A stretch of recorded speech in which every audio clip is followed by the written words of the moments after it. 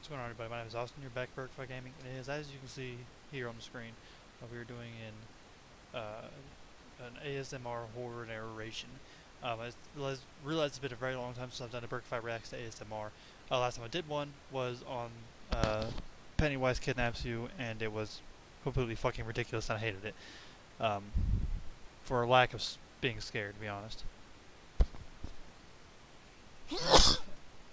Excuse me. This is a almost 8.5 minute video.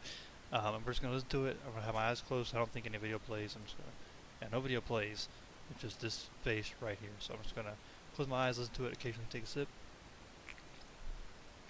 Let's get started. I've always had a thought for some time now, and as I ponder upon my query, I can't help but be concerned.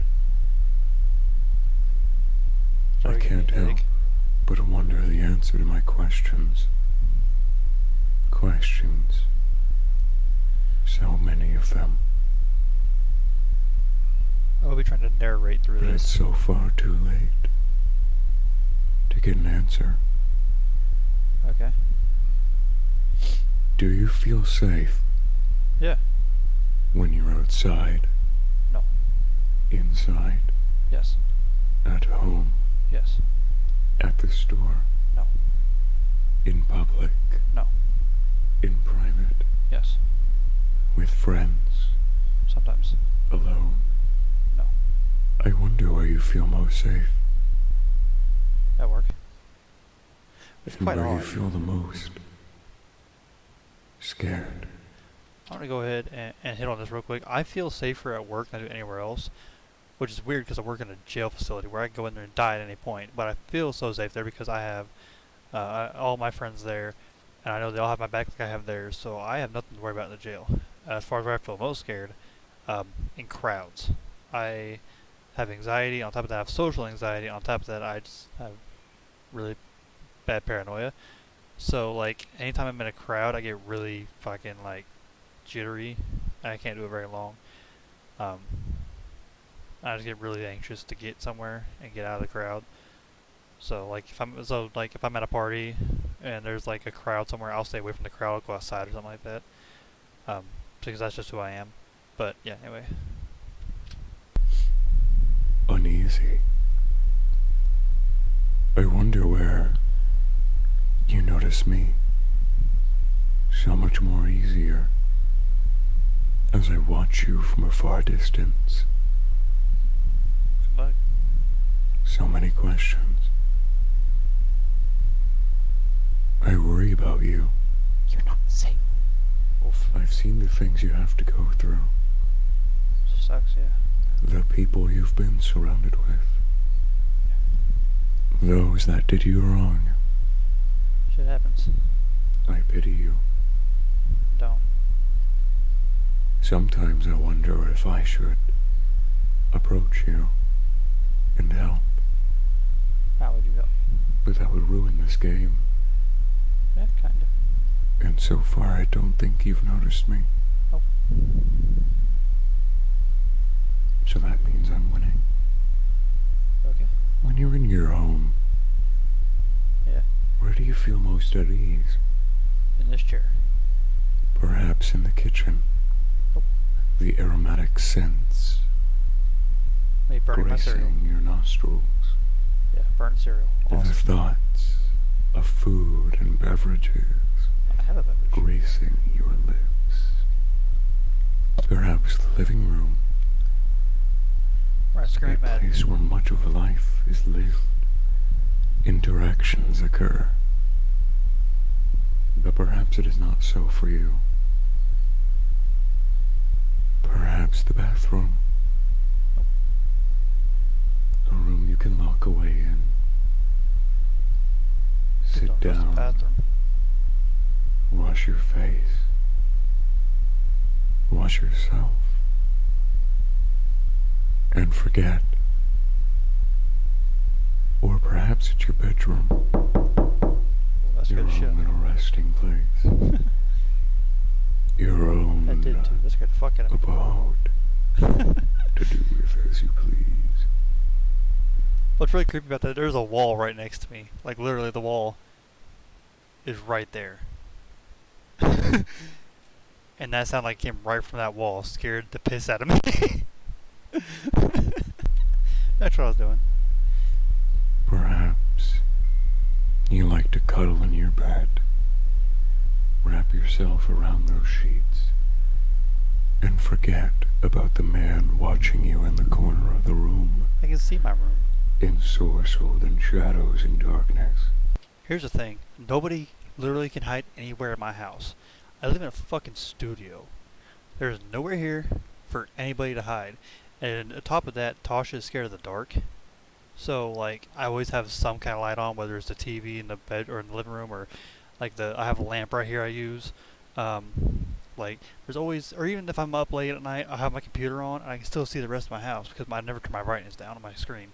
Like this doesn't make sense to me because I don't live in a full house. And that's just, and I mean I know it's probably just me talking to make myself feel better, and probably you guys too. I don't know. You guys may not be scared. I got terrified of the knock, but the thing is, like there's really nowhere anybody can hide in here, so I'm not all that worried about it. And people are like, "What about under your bed?" I can't even fit under my bed. I'm 130 pounds. I can fit shit.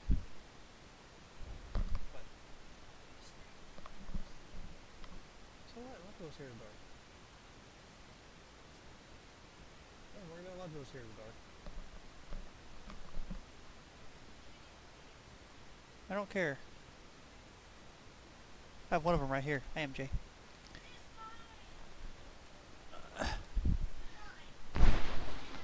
It's right there.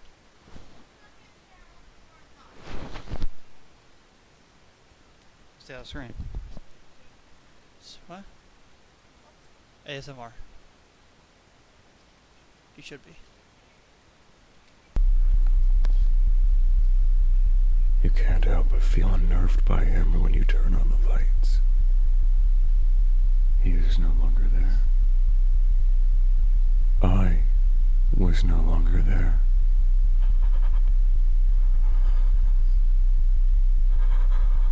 Breathing in my ear. Did that make you feel safe? No. Seeing how I would disappear The breathing makes me feel uneasy. whenever you would turn on the lights. Do you feel safer I feel fine. in the darkness? Yes. Do you find that when all the lights are off, that you are safe? Behind you. What? Because you can hide and not be seen. True. But then truly you would realize, then you cannot see me. Then perhaps the light. Do you feel safe in the light? Or all can be known to you? I tend to side with the narrator in this. I have the mind of an assassin, in all honesty. I feel safer in darkness than I do in light. Because my senses are amazing. Like, the way I sense things, like, I can feel people looking at me. I can feel people watching me. And I know some people have the ability to do that. But the difference between, like, mine and some people can feel people watching them and are like, where the fuck is that? I know exactly where it's at. Like, and here, I'll put you in a situation where I work. I sit in the middle of a giant room, and on the outside, there's 7, 8 other pods. So 7 or 8 other rooms, or bigger rooms around me. And I could be sitting there playing on my phone, sending a text to Tasha or something like that, watching a video, and I could, if I feel something looking at me, I know exactly where it's coming from. I can look and be like, oh, it's over there in so-and-so pod. Or, oh, hey, it's over there upstairs. You know, like, I have that ability, and so in the darkness, I feel like, oh, hey, someone's over there watching me. Oh, someone's over there watching me. During the light, like, yeah, I can see, but it also means that you can see me. I'd rather that not be a thing. So if I can hide the darkness and you can't see me, I can't see you, we're Gucci. So anyway, I'm just talking. I'll go back to it.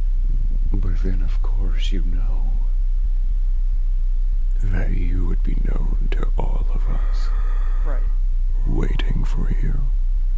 To do what? If I make you uncomfortable, No, you do. I'm sorry. You know I don't mean to. I just can't help but question. Some people like to say that they would die in the place of a friend or family member. Right. But I can't help but wonder if that's truly the case. What about you? It is. As I stand beside one of your family members, with a knife in my hand, I wonder if you really would wish to sacrifice yourself and be the replacement for this one's life. I also wonder if it would really matter who died. I wonder if you would be able to fight back. Perhaps you've had some martial arts training, or a combative occupation. I wonder if you will notice me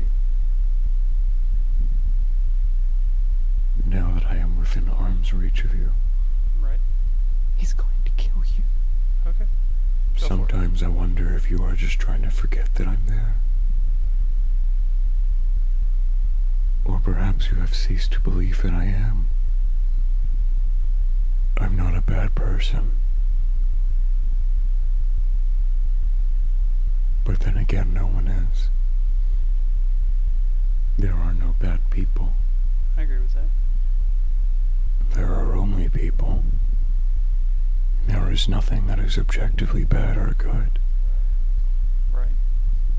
Just popular subjective beliefs on what is good and evil. I just so happen to not agree.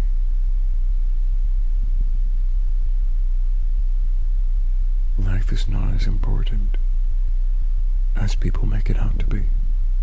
And as I take yours, you too will realize this. But do not worry. You will not be alone. I have taken many, and they all now rest happily with me, awaiting for the day that I join them in death. But until that day, it seems that you're my next victim. Is that it? I think it's it. Well, 9 seconds left, but I think it's just fading out now. I'm expecting some kind of like last minute jump scare, but nothing. Okay. So, that was actually kind of good. I enjoyed that one. I'm gonna go ahead and start again. Pause. I have to look at all the screens. So we're gonna start out with this guy is very philosophical. Extremely philosophical, and I enjoyed that because he really does make you think. He's like that murderer that would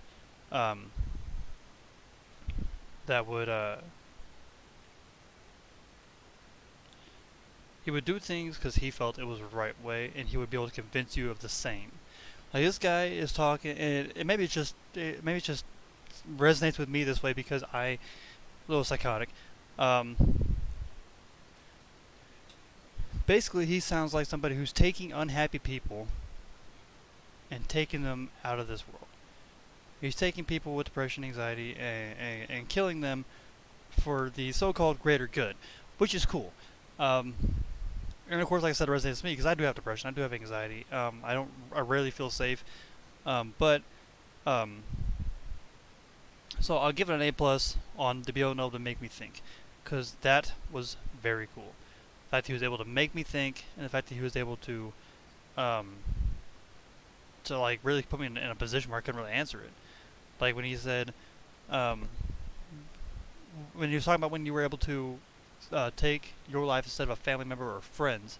Like, I personally believe that for most of my family members and most of my friends, like gamer especially, I would gladly die in their place because that's just who I am. That's the way I was raised.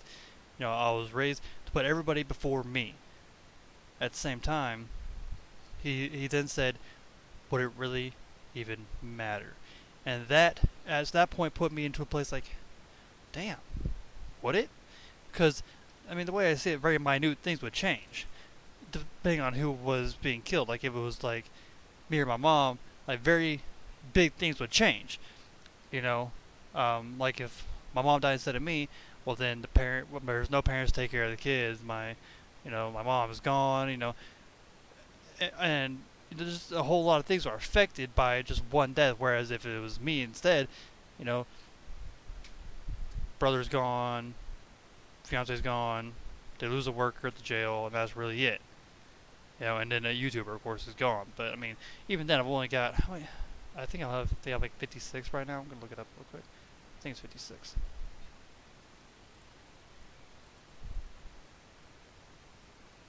57. Okay, so the 57 people that have watched my channels, watch my channel know that it's like, you know what? Yeah, if he died, 57 people that knew me knew I'm gone. But then how many of the 57 would actually care? You know what I mean? Like, what would really change? So, I mean, on the philosophical side, give this guy an A+. He did a phenomenal job making me think. As far as the jump scares, there was a couple here and there. The knocking really got me. I did not expect. Excuse me. I expect that. So that was really good. A+ on that. But as far as the amount of jump scares in a 9-minute or almost a 9-minute episode, not that great. He could have fit more in there, I think. But on terms of overall like scare, I thought it was good. As you can see, this stupid fucking video has 330 fucking views. And I don't get that. I hate that video. I hate it. I hate it, but people still love it. So and I didn't think they would, but who knows? Maybe I just wasn't scared about Pennywise. But this guy did scare me. So I give the overall experience, give it a B+. I'll rate it a B+. So that's gonna be it for this episode, guys. So if you liked the video, please like, subscribe. Any suggestions, giveaway tips, comments, put in the comment section below, and I'll see you all in the next episode.